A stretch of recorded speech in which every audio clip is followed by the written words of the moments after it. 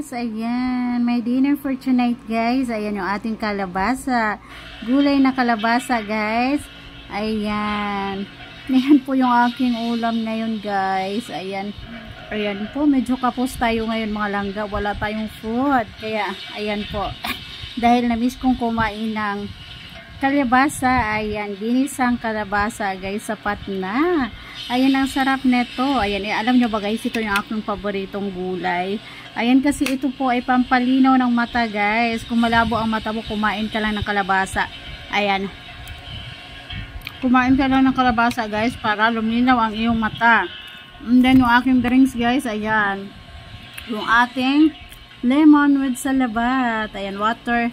Ayan, lemon water guys with salabat yan. O, diba? Ayan po yung aking food. Ay, daily ano guys, ayan. Ayan yung aking ano ngayon, food. Ayan po. Para healthy tayo guys, lagi tayong kumain ng gulay. Ayan. Ayan. Nandun si Mingming nandito sa aking tabi guys. Nag-aabang ng pagkain si Mingming. Ayan. Ayan po. Ayan. Dahil kakameryenda ko lang ng pizza guys. Ayan, ito.